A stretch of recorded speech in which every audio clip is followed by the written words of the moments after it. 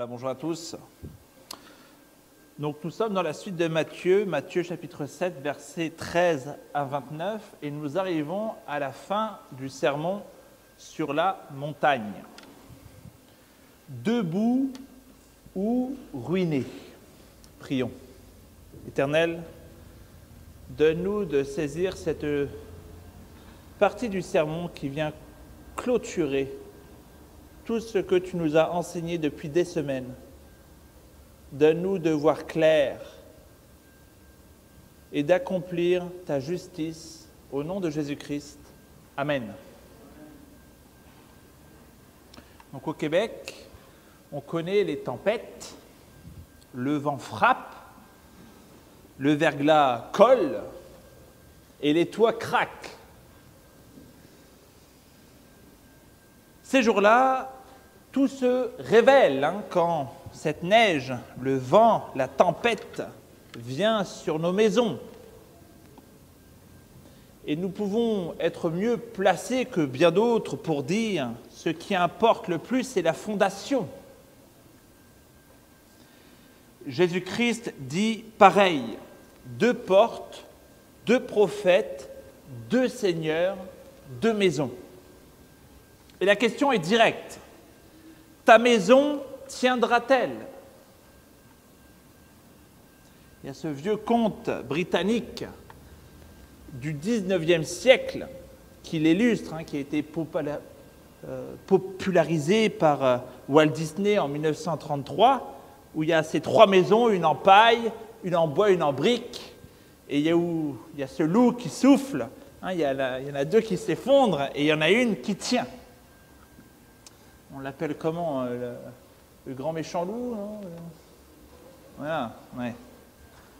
Donc le conte dit quelque chose de vrai, mais la parole de Dieu le disait bien avant Walt Disney. On choisit les fondations avant la tempête, avant l'arrivée du loup.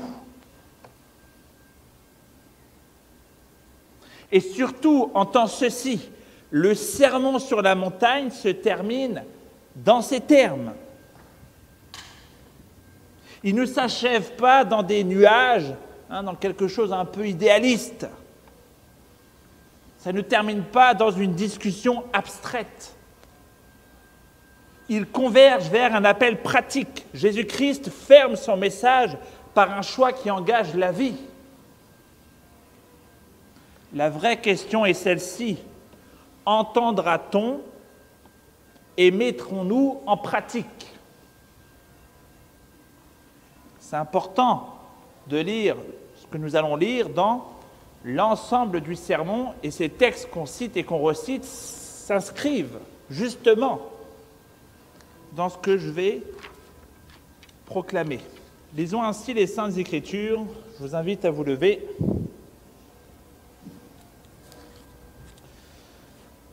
Prenons Matthieu, chapitre 7, versets 13 à 29.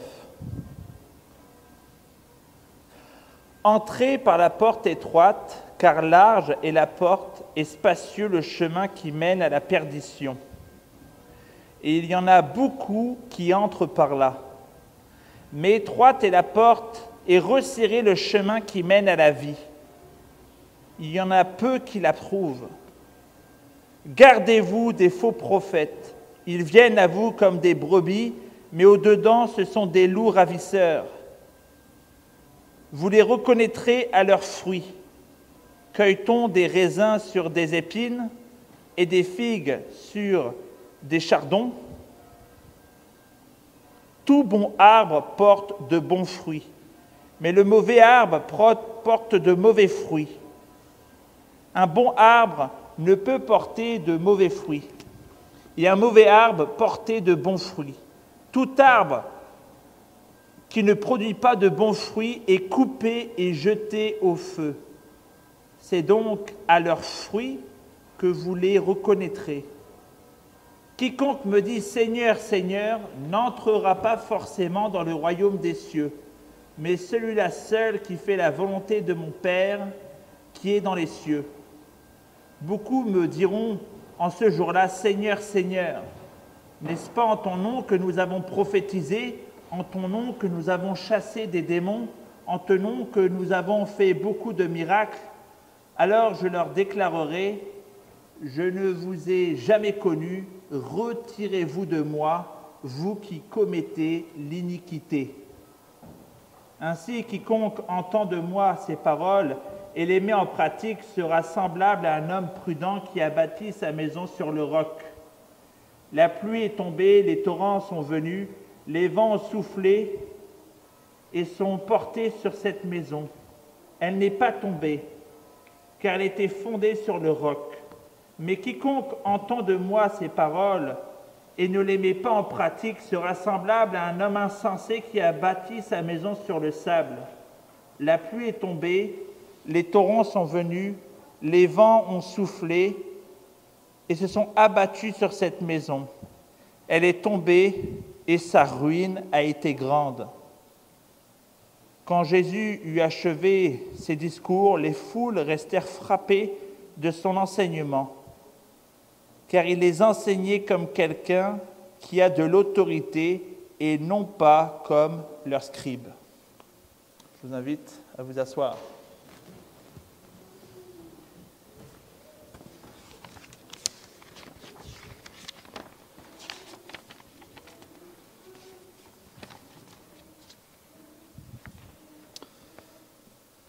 Vous avez vu, juste après le credo, on a lu une lecture interactive. La parole est proclamée, la vérité autorité, et non comme les scribes. Exactement.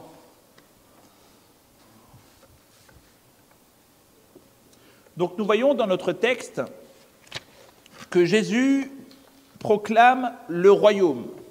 Il guérit des corps, il restaure des vies, il appelle des disciples, puis il enseigne la justice qui convient aux enfants du Père.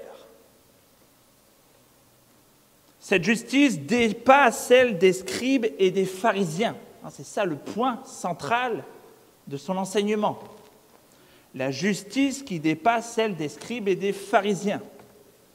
Donc ici, Jésus ne parle pas d'abord de justice imputée, mais de justice pratiquée, colère maîtrisée, désir purifié, parole vraie, amour des ennemis, aumône cachée, prière sincère, jeûne discret, liberté face à l'argent, jugement charitable. Mais Jésus ne prêche pas non plus l'auto-sauvetage. Il nous dit bien, tout vient du Père. La confiance dans le Père nourrit cette obéissance. La grâce engendre la vie nouvelle. Donc le premier public est ici Israël, ce qui donne donc une continuité dans l'Église. Israël doit choisir entre la voie étroite de la paix et la voie large de l'orgueil religieux. Nous devons choisir entre l'écoute stérile et l'écoute qui obéit. La justice n'est pas le prix d'entrée du royaume, elle en est le fruit. Et la conclusion du sermon sur la montagne vérifie ce fruit. Voilà le cadre, voilà l'appel. Donc tout le point de ce sermon pointe dans la direction que la maison tient si nous entendons les paroles de Jésus et si nous les mettons en pratique. Sinon, cette maison, elle tombe. Et il y a 4 contrastes que Jésus-Christ donne pour structurer cet appel. 2 portes, versets 13 à 14, 2 prophètes avec 2 fruits, versets 15 à 20, 2 confessions, Seigneur, Seigneur de la bouche, ou la volonté du Père, 2 fondations, l'une sur le roc, l'autre sur le sable. Donc comptez 2, 2, 2, 2. Et le fil rouge, c'est la vraie foi qui agit. Et à la fin, nous voyons que les foules étaient frappées, il les enseignait comme ayant autorité. Autrement dit, on ne fait pas ici qu'écouter un orateur. On répond à un roi. 2 portes. Donc le texte nous dit que Jésus-Christ commande « Entrez par la porte étroite ». C'est un impératif. C'est aujourd'hui. La porte large attire, elle est visible, elle est confortable, elle est populaire, mais elle mène à la perdition. La porte étroite se cherche, elle coûte, elle mène à la vie. Et les mots-clés de ce passage sont beaucoup avec peu, facile avec resserré, perdition avec vie. Et si on élargit un petit peu ce cadre, Dieu place 2 voies devant son peuple depuis le commencement. Déjà en Deutéronome 30, 15 à 19, il nous est dit « La vie et le bien, la mort et la vie ».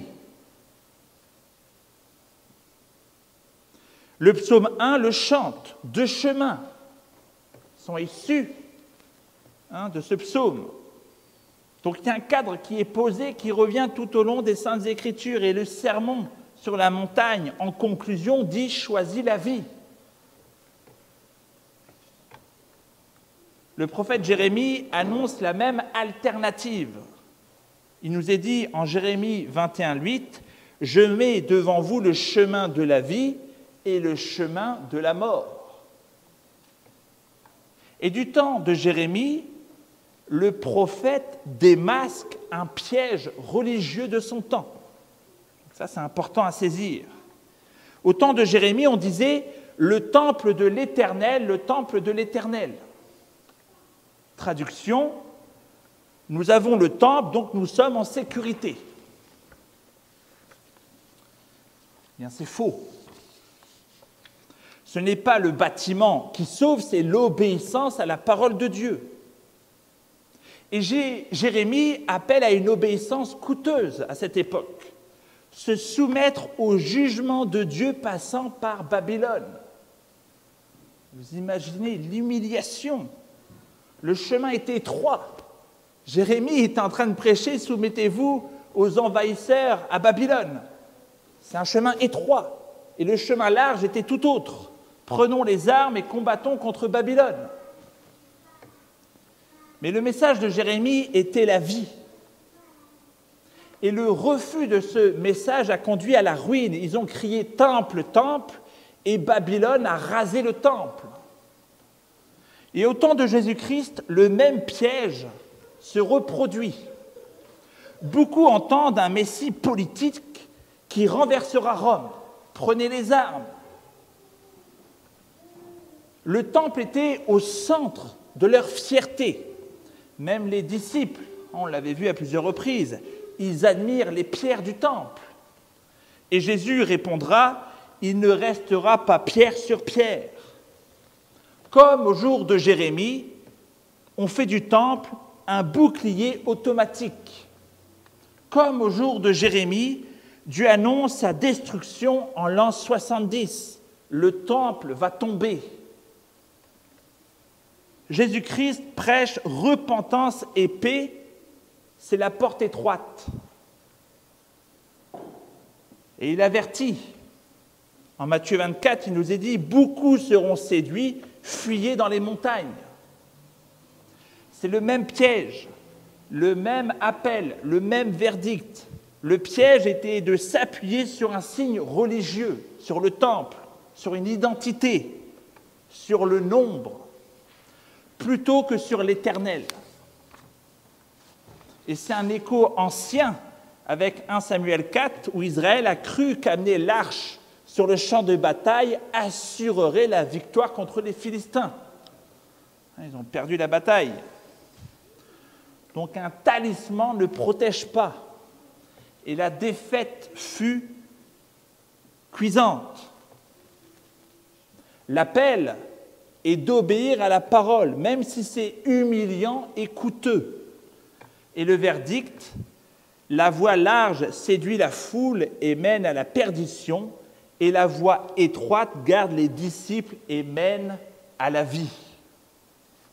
Donc Babylone hier, Rome du temps d'Israël, quand on mise sur les pierres au lieu d'obéir au Seigneur, tout s'écroule quand on obéit, c'est dur, mais on vit. Donc ça serait intéressant d'étudier les temples modernes. Donc qu'importe qu'ils soient de gauche ou de droite, attention aux mauvais refuges qui remplacent notre véritable obéissance à l'Éternel. Donc la foule prend une voie large et tombe. Les disciples prennent la voie étroite et vivent. Et toi aujourd'hui, quelle porte choisis-tu ?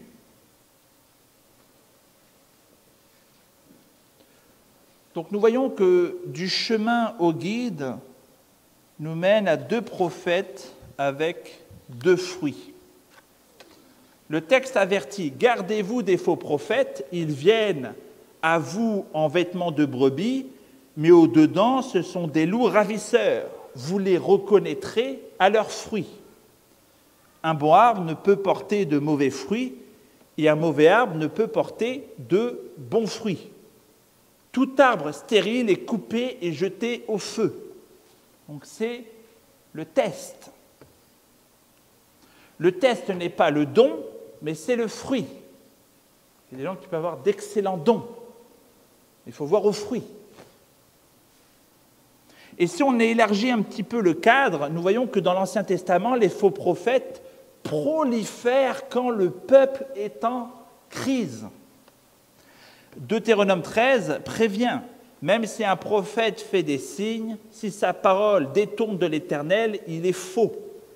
Ézéchiel 13 dénonce les prophètes qui enduisent de plâtre des murs fissurés, donnant une fausse sécurité. Résultat, quand la tempête arrive, le mur s'effondre. Le vrai test, ce sont les fruits d'une vie conforme à la parole de Dieu. Et pour reprendre mon exemple avec Jérémie, Jérémie devait également affronter des faux prophètes dans son temps. Dans Jérémie 28, on nous nomme un certain Ananias. Ananias, le faux prophète, promet la victoire rapide sur Babylone. Il dit, dans 2 ans, tout sera réglé. Un message large, populaire, un message séduisant. C'est Ananias. Et c'était faux. Et Dieu dit à Jérémie de dire à tous qu'il ne l'a pas envoyé. Donc il y avait une confrontation entre Jérémie, le vrai prophète, et des faux prophètes qui disaient d'aller confronter Babylone. Résultat, Ananias meurt, Jérémie vit.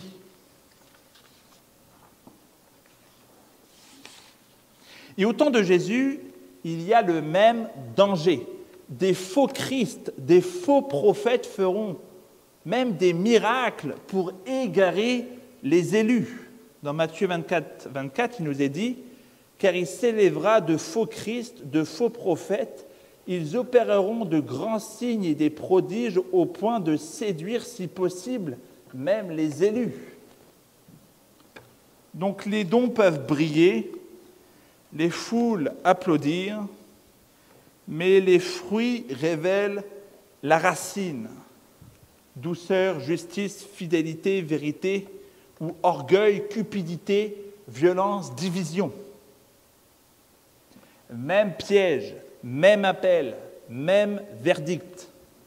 Le piège est de se laisser séduire par l'apparence, par des Ananias, par un charisme, par un miracle, sans discerner le fruit. L'appel est de regarder la vie, le caractère, l'humilité, la fidélité cachée. Et le verdict, l'arbre stérile est coupé et jeté au feu, mais l'arbre qui porte du fruit demeure. Ananias est mort, Jérémie vit. Ainsi, frères et sœurs, le test ne change pas. Ce n'est pas la taille de l'Église, mais la profondeur de la foi. Ce n'est pas le charisme du prédicateur, mais sa fidélité. Ce n'est pas l'éclat des dons, mais une constance des fruits. Et une question nous anime. Qu'est-ce qui pousse sur ton arbre? L'Esprit Saint ne produit pas des apparences, il produit des fruits. Et à la suite de cela, il va y avoir 2 confessions. Tous ceux qui disent « Seigneur, Seigneur » n'entreront pas, mais seulement celui qui fait la volonté de mon Père. N'avons-nous pas prophétisé, chassé des démons, fait des miracles? Et le verdict, « Je ne vous ai jamais connu. Retirez-vous de moi, ouvriers d'iniquité. » Donc il y a des beaux mots, « Seigneur, Seigneur ». Il y a une belle intensité. Il y a des prophéties, il y a de la délivrance, il y a des miracles. Mais Jésus-Christ prévient, cela peut être sans valeur. Le critère final est celui qui fait la volonté de mon Père. Il est intéressant de comprendre le verdict du roi. Connaître dans la Bible, c'est la relation d'alliance. Ce n'est pas simplement de l'information, c'est la communion.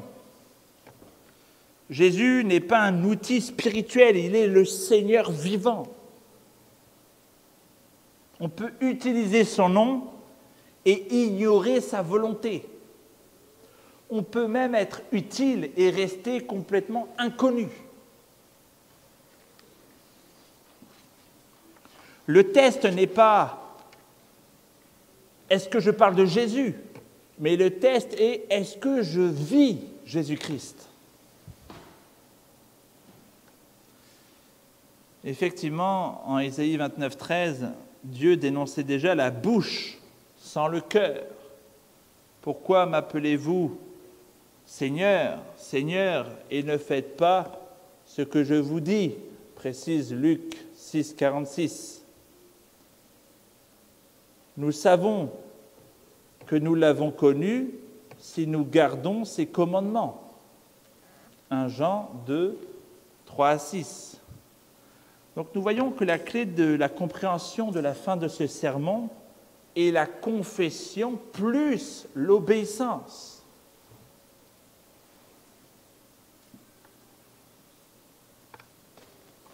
De ces 2 confessions naissent le même piège, le même appel, le même verdict. Le piège est de croire que les bonnes paroles, les titres, les œuvres spectaculaires suffisent à prouver la foi. L'appel est de faire la volonté du Père, c'est-à-dire obéir de cœur à Jésus-Christ dans une vie ordinaire. Et le verdict, les confessions vides seront rejetées. Mais ceux qui connaissent et pratiquent entreront dans le royaume.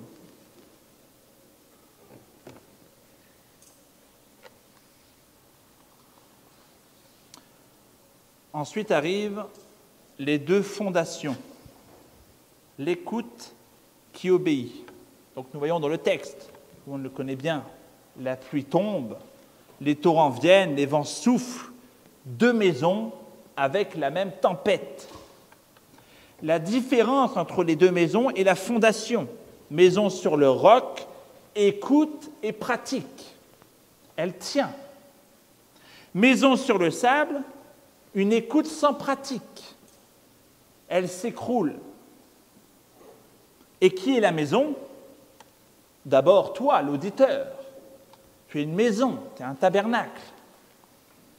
Mais chez Matthieu, maison veut aussi dire Israël et son temple. En Matthieu 23, 38, il nous est dit « Votre maison vous est laissée déserte ». Donc la parabole a un double plan. Un plan personnel, mais également un plan national sur la maison d'Israël, sur le temple. C'est la ruine d'Israël.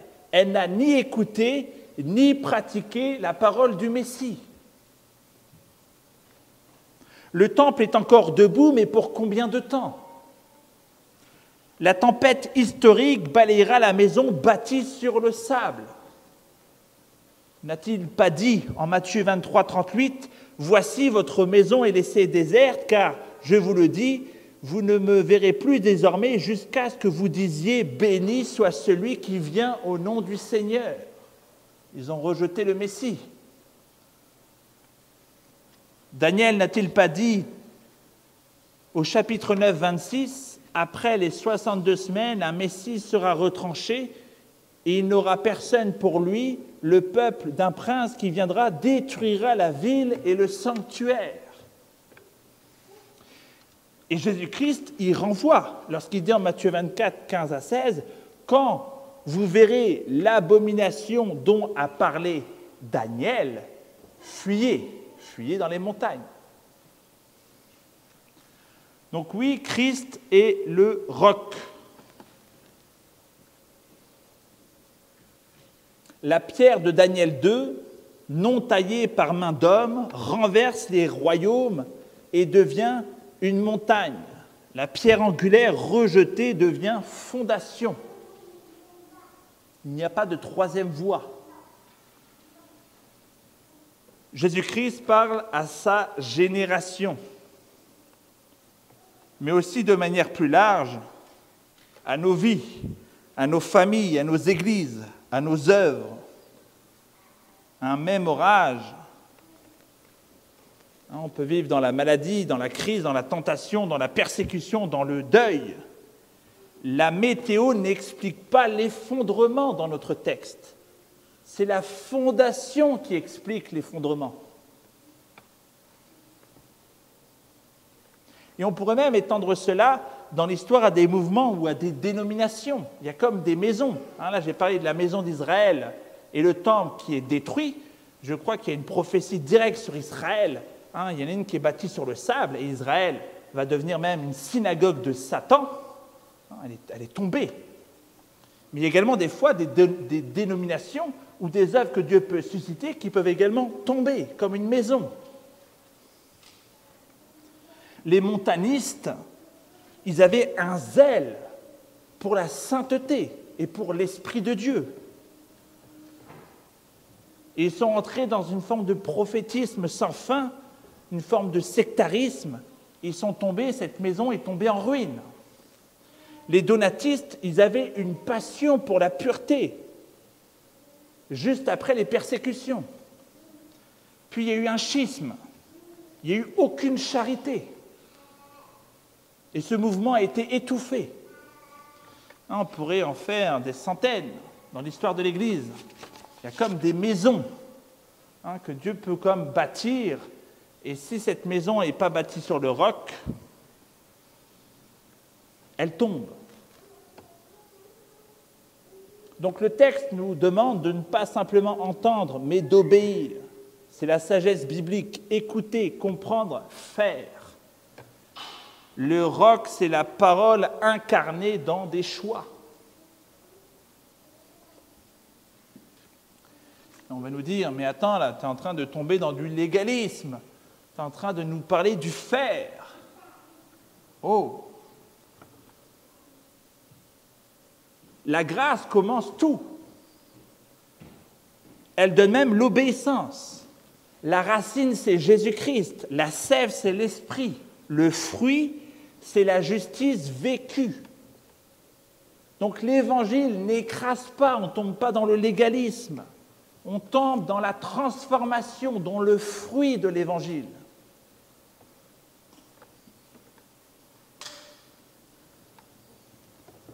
Mais il y a des miracles. Donc on a déjà cité Deutéronome 13, qui avertit un signe n'absue pas l'iniquité. Sans la sainteté, le spectaculaire peut tromper. Les dons impressionner. Mais c'est les fruits qui doivent nous persuader. Nous sommes nombreux, c'est bon signe. La porte étroite dément l'argument de la masse. La majorité n'est pas forcément un sceau divin. La vérité ne se vote pas par la majorité. Donc oui, la grâce justifie, L'obéissance certifie et les fruits vérifient.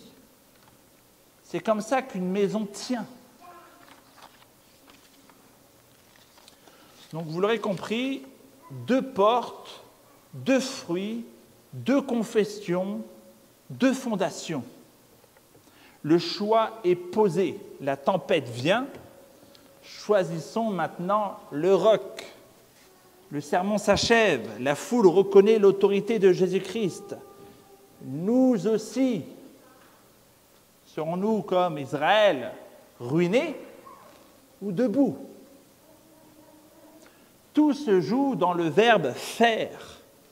Le Christ sauve et le fruit ne ment pas. Le roc, c'est l'écoute qui obéit. Aujourd'hui, bâtissons. Aujourd'hui, entrons par la porte étroite. Aujourd'hui, faisons sa volonté et notre maison tiendra.